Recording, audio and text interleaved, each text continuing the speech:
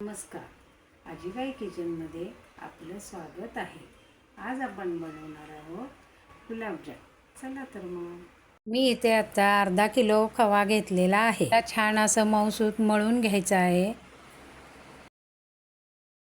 आता आपण याच्यामध्ये रवा 1 वाटी आणि 2 वाट्या मैदा असं मिक्स करून छान असं मळून घेणार आहोत। थोडंसं मीठही टाकायचं आहे। छान असं डो बनवून घ्यायचं आहे आपल्याला। आपण याच्यामध्ये थोडंसं दूध टाकून आपण छान डो बनवून घ्यायचा आहे। पण पाणी जर याच्यामध्ये टाकलं तर ते असं पातळ होतं, त्याच्यामुळं मग आपण थोडंसंच दूध टाकायचं आहे आपल्याला, म्हणजे छान असं घट्टसर होतं ते। आता हा आपला गुलाबजामसाठी डो तयार झालेला आहे। आता आपण याचे छोटे छोटे गोळे बनवणार आहोत। मला ज्या साईजचे हवे तसे तुम्ही बनवू शकता गुलाबजाम।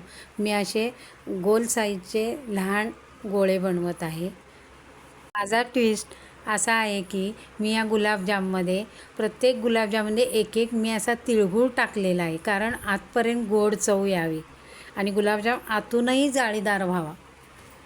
तुम्ही सुद्धा हा ट्विस्ट करून पहा। आपण गॅस चालू करून त्याच्यामध्ये तेल टाकून घ्यायचं आहे।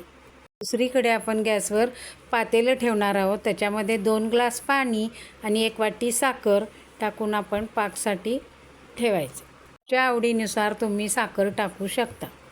तेल कढल्यानंतर आपण त्याच्यामध्ये एक करून गुलाबजाम सोडणार आहोत। एका वेळेस तुम्ही हवे तेवढे गुलाबजाम टाकू शकता।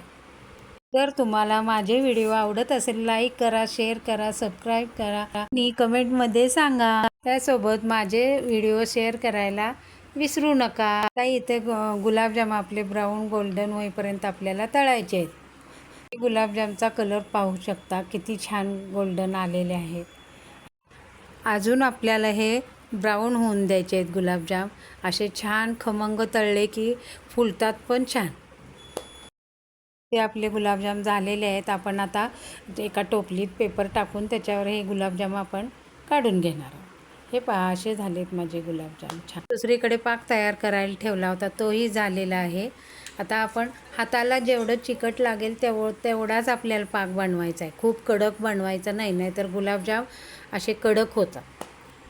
आता आपण आपला पाक तयार झालेला गॅस बंद करून खाली घ्यायचा आहे।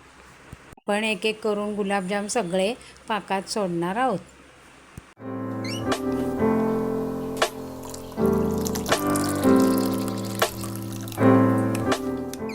हे गुलाबजाम आतमध्ये छान मुरलेले आहेत, असे कचपट नाही लागत, छान असे फुगलेले आहेत। माझ्या घरी तर सर्वांनाच हे आवडले। तुम्हाला आवडले असतील तर कमेंट करून सांगा।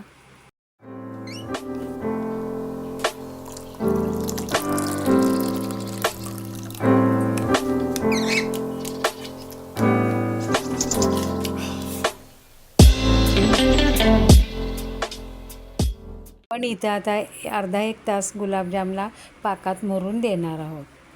आता हा पाक गुलाबजाममध्ये आतपर्यंत मुरेल आणि गुलाबजाम आपला कोरडा कोरडा लागणार नाही, म्हणूनसाठी हे पाकात 1 तास तरी मुरायला ठेवा। आता हे गुलाबजाम इतके छान झालेले आहेत, त्याचा पाक आतपर्यंत मुरलेला आहे आणि गोडीलाही छान झालेले आहेत।